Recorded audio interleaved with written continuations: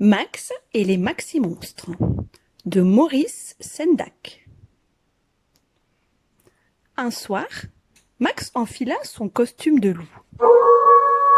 Il fit une bêtise, et puis une autre, et puis une autre. « Monstre !» lui dit sa mère. « Je vais te manger !» répondit Max. Et il se retrouva au lit sans rien avoir mangé du tout. Ce soir-là, une forêt poussa dans la chambre de Max. D'abord un arbre, puis deux, puis trois, des lianes qui pendaient du plafond et au lieu des murs, des arbres à perte de vue. Un océan gronda. Il portait un bateau qui attendait Max. Alors Max fit voile. Il navigua nuit et jour. Il navigua pendant des semaines, il navigua plus d'1 an pour arriver au pays des Maximonstres.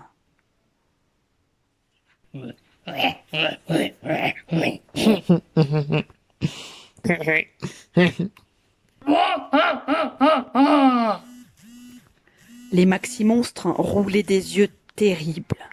Ils poussaient de terribles cris. Ils faisaient grincer leurs terribles crocs. Et ils dressaient vers Max leurs terribles griffes.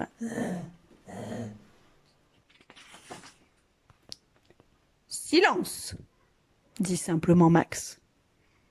Il les fixait, tranquilles, droit dans leurs yeux jaunes.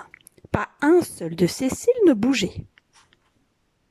« Vous êtes terrible, vous êtes notre roi. Nous allons faire une fête épouvantable, déclara le roi Max.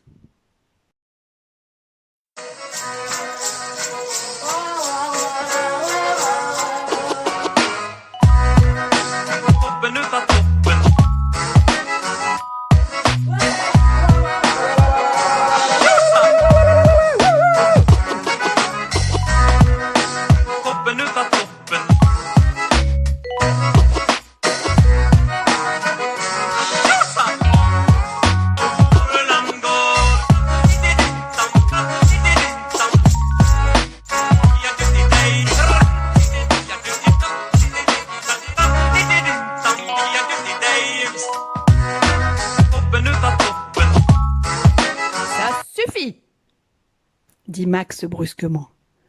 Vous irez au lit sans souper. Max, roi des Maximonstres, resta seul. Une envie lui vint d'être aimé terriblement. De loin, très loin, du bout du monde, lui venaient des odeurs de bonnes choses à manger. Max renonça à être roi des Maximonstres. Ne partez pas, ne nous abandonnez pas, nous vous aimons terriblement, nous vous mangerons. Non, dit Max. Les Maximonstres roulaient des yeux terribles. Ils poussaient de terribles cris, ils faisaient grincer leurs terribles crocs et dressaient vers Max leurs terribles griffes. Du bateau qui portait son nom, Max leur fit un petit salut. Il fit voile à nouveau. Il vogua le matin et il vogua le soir. Les jours étaient comme des semaines et les semaines comme des mois. Mais au bout d'1 an et 1 jour, il accosta enfin, en pleine nuit, dans sa propre chambre, où il trouva son dîner qui l'attendait, tout chaud.